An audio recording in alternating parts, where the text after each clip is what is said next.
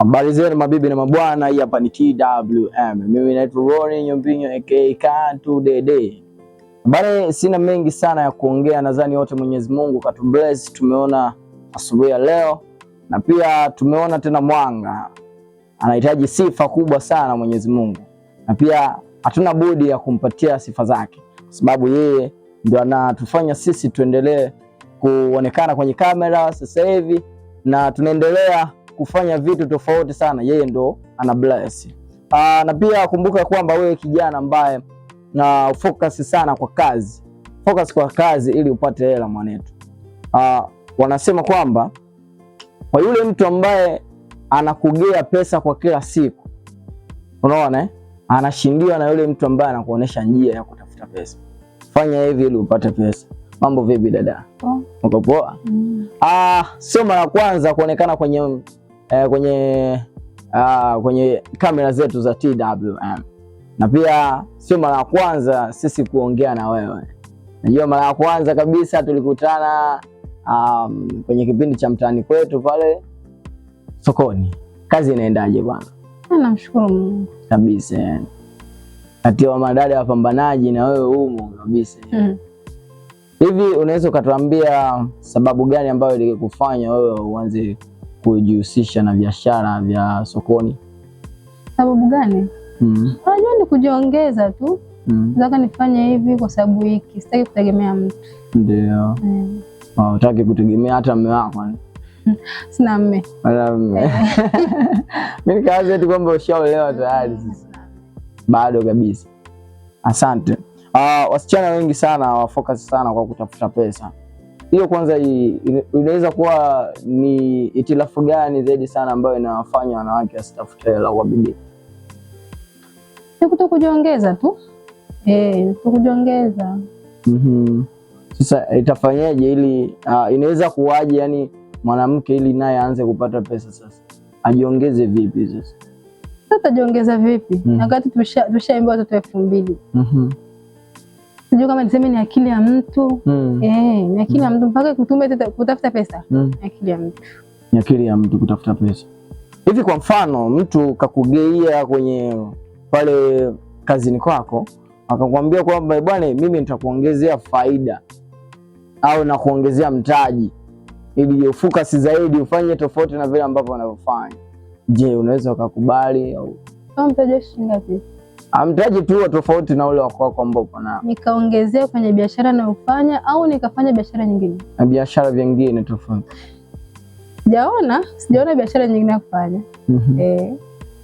Hivi pale uwaga unachuruza tu miwa tu peke yake? Miwa tu. Miwa tu. Mafuta ushawahi? Hajawahi kabisa. Bado. Hivi ulivyokuwa unaolewa, kwa sababu ulituambiaga kwamba wewe tayari una mtoto.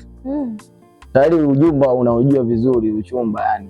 Na kuingia ndani mle pia unajua vizuri. Unaweza ukatuambia kwenye ujumba ni kitu gani ambacho ulichokuta kwamba hichi ni kimenielemea sana, yani changamoto kubwa sana? Changamoto kubwa sana? Changamoto mimi sijaiona changamoto kwenye ujumba hapana. Isipokuwa tu ni kukosana makauli. Ukisha kusana makauli ujumba unakuwa uko tofauti. Lakini sijaona changamoto yoyote. Hujaona changamoto yoyote? Ulikuwa peke yako au ulikuwa na familia pamoja? Nilikuwa na familia lakini hawakuwa wengi. Kwa mara ya kwanza kabisa wewe kuanza kutumika kazi ulivyoolewa, unaona kwanza kabisa ulipokeaje kwanza ile message, kwa sababu ilikuwa kipya sana, kitu tofauti sana yani? Lazima kiwe kipya kwa sababu unajua kubadilisha mazingira ni vigumu. Ni vigumu sana. Nishazoea mazingira nyumbani, afu utoke nyumbani ukienda kwenye mazingira mengine utakuta wanaishi kama wanaishi kivyao, sio kama wanavyoishi ulivyokuwa naishi kwenu. Nilipokea tu hivyo hivyo. Sikuwa na jinsi, nilifanya kazi tu hivyo hivyo lakini yakatokea. Ni yapi sasa yakatokea? Yalitokea tu mpaka niko hivi, mpaka nikajua kujitafutia. Kilichokupatia hasira zaidi sana ya mpaka ukaanza saka pesa sasa peke yako ilikuwa ni? Yaani kutokutegemea tu, sikutaka kutegemea mtu. Unataka kutegemea mtu mwingine? Hata mume wako nini? Hapana. mara siku na siku anakuja anajichokea yake na pesa zake mfukoni anakupatia. Kuhusu kusema kunipatia pesa ni pagumu. Pagumu. Hakukuwa anakupa hela eti. Lakini kwa ombea wote ushakuombea. Alikuwa ananipa lakini ndio hivyo. Kile kidogo. Sio kwamba eti mpaka ifike 10,000 kupanda hapana. Kabisa. Hivi mwanaume akijitokeza mwingine kabisa anaanza kukupatia 10,000 kwa siku, 40,000 kwa siku. Sio. Alafu na mchumba, siwezi nikakubali tena eti mwingine aje kunipatia 10,000, 20,000. Hamna, na mchumba mmoja tu. Una mchumba mmoja ambaye wewe unamtaka. Vipi, shauri gani kwa madada ambao wale hawajaolewa zaidi sana?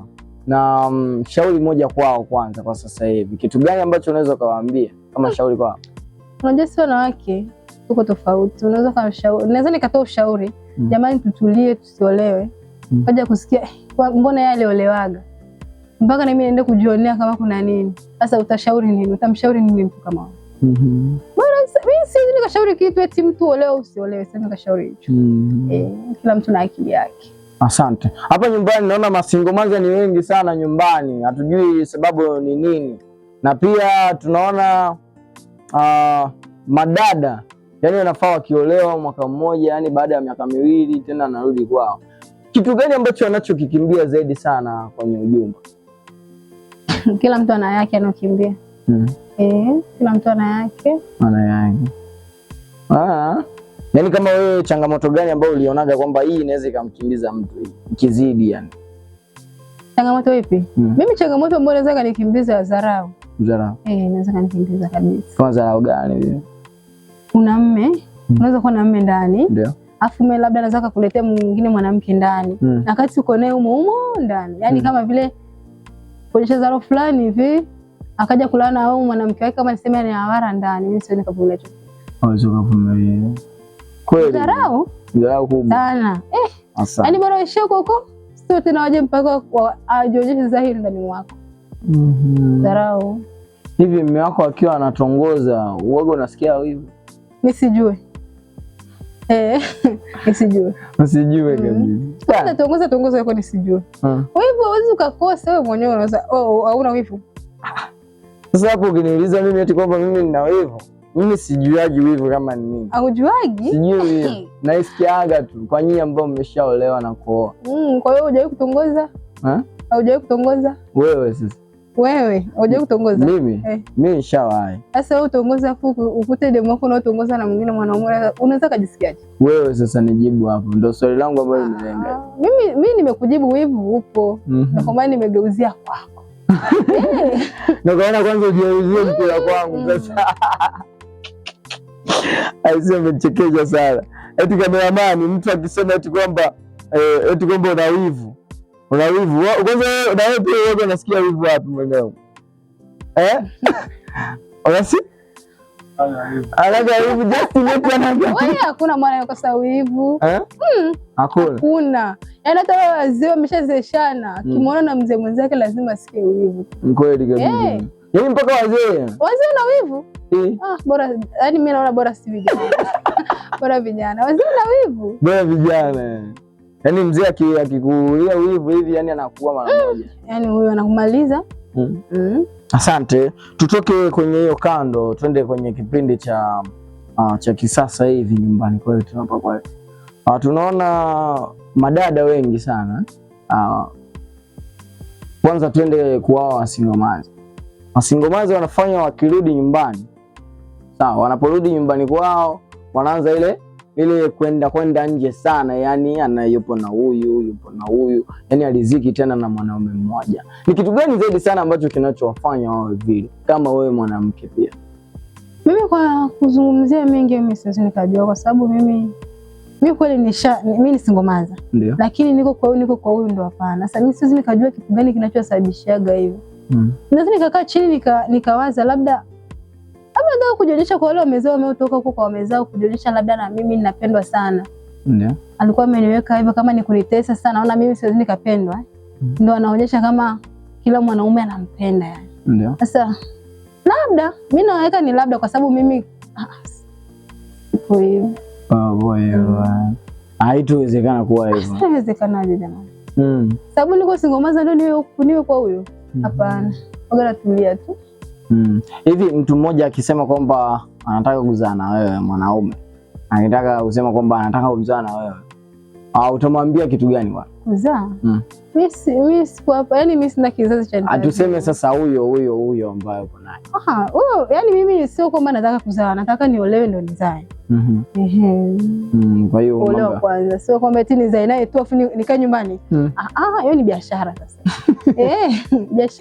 Biashara. Asante sana. Tusirefushe sana kipindi chetu hichi ambacho na tuona tupo na dada yetu anaitwa Jacqueline, kama unaweza kumjua. Waambie jina lako. Labda mimi wakasema kwamba huyu jamaa kaongopa hapa, anadanganya. Mimi ni Jacqueline William. Jina langu. Wewe ni katika familia yenu wewe ni wangapi?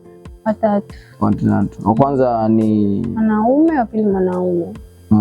Wewe ndo kafuata kiumbe. Eti kiumbe. Asante sana. Hivi ulivyoolewa kwanza, sawa baba na mama walikutafuta? Hawakunitafuta. Ile kauli ya kusema kwamba mwanamke hawezi akatafuta, mimi hawakunitafuta kwa sababu gani? Mimi nilikuwa nafikisha mchumba nyumbani. Hata nilipotoka walijua huyu atakuwa ameolewa na ameolewa sehemu fulani, kwa sababu nilikuwa nafikisha nyumbani. Sasa ile kusema tu atafute, ila wanabaki agona na huzunika tu, kwa nini ameenda? Tunajua wazazi wanavyokuaga. Sio kwamba tu alinitafuta hapa. Uliwahi kusimama na mwanaume kwenye mti? Hiyo inatokeaga sana, ni kipindi ninasoma sawa, lakini sasa hicho kitu nilikatazwaga nyumbani. Nilikuwa nafikisha mwanaume ninaompenda nyumbani. Uliwahi kuja nyumbani kwenu nyuma alafu ukawa unatafuta njia ya kuingia kwenu? Haiko sagi. Haiko sagi kabisa. Yaani unajiuliza nitaingiaje? Yaani unaingia tu basi yaani acha tu niingie. Yaani unajitoa tu. Asante. Tuende kutamatisha kipindi chetu hichi ambacho na ukipenda zaidi sana mtazamaji wa TWM Tajiri wa Moyo TV, na ukiwa nami naona mambo hayana mbambamba, mambo yani hayaharibiki mwanetu. Baden, unasemaje mwanetu? Na wewe pia hujawahi kutongoza? Bado unazungusha kicheti bado sana. Asante. Twende kwenye swali letu la mwisho. Najua hapa kuna kikaratasi changu hapa ambacho nimekuandalia. Hebu mna maswali yako manne. Swali 4 za kwako. Swali la kwanza utachagua, utasoma mwenyewe, alafu unatoa majibu. Mimi sikusomei. Lakini mimi sijui kusoma. Unajui kusoma? Haya, unachagua afu mimi nakusomea. Yaani nichague tu? Chagua huko ndani. Swali ni swali tu. Afu sasa imechanika. Unachagua, haijachanika hiyo. Ipo sawa hiyo. Wananisomea eti? Leta basi nikusomea. Jacqueline eti kwamba hajui kusoma. Mimi namsomea swali. Sijui kasema eti kwamba anadanganya sasa. Ndio maana nilikwambia eti kwamba usome mwenyewe. Swali nasema hivi, ni kitu gani huwa haupendi mwanamke mwenzako wewe? Sawa? Akufanyie yani au akusababishie. Mwanamke mwenzangu kunirudisha nyuma katika maisha tu, sipendi kabisa. Ni hicho tu. Yani ule ushauri mbovu yani. Kama jinsi ninavyojituma, afu achana na hiyo kazi, bora tuingie zetu mtaani. Yani nitakuchukulia sijui kama shetani hivi. Hicho sipendi kabisa. Asante sana. Twende kwenye swali la pili. Hapa mimi namsomea. Sidanganyi mwanetu. Sidanganyi. Yaani hapa namsomea. Twende kwenye swali la pili. Hapo kuna swali lako 4. Mpaka la 4. Mpaka la 4. Mungu wewe. Twende kutamatisha. Asante. Hili karatasi la pili nasema hivi. Lolo. Ni kauli gani ambayo huwa unaitumia, sawa? Pale unapokuwa na mchumba wako? Kauli ipi? Na kauli gani tu? Yaani kwenye kauli hapo. Kwa sababu kwenye kauli hapo ndio waga kuna ile mabishano ile. Kama ukiwa na mpenzi wako, ni kauli gani ambayo wewe unapendelea sana? Ukiwa naye kiaje? Uko na mpenzi wako sasa, mimi kiaje? Mimi sijui kiaje sasa. Hiyo ni swali ambalo nimesema hivyo. Unajua kuna Sijaelewa. Hujaelewa? Sijaelewa kabisa. Ukiwa na mpenzi wako, sawa? Swali ndio lilivyosema. Mimi sisemi tofauti na swali. Sasa ukiwa na mpenzi wako kama jinsi nimevyokaa hapa afu na mpenzi au tuko kwenye action. Imagine sasa wewe ndio utakayojua sasa. Kama action gani? Kama zile za kiume. Mimi nitaongelea action ya kukaa tu. Kwa hiyo unachagua hiyo. Mimi nachagua hiyo. Haya. Hiyo. Ni kauli gani ambao unapendelea sana kutumikisha? Yaani kumwambia tu kama nampenda sana. Hiyo ndio nakuogana. Hapo kabisa mdanganya. Sana mdanganyaji. Kwa sababu unaweza kumwambia mtu eti kwamba unampenda lakini kumbe si mdanganyi, na mdanganyaje sasa? Asante. Naomba comment hapo chini. Naomba comment hapo, anadanganya au la?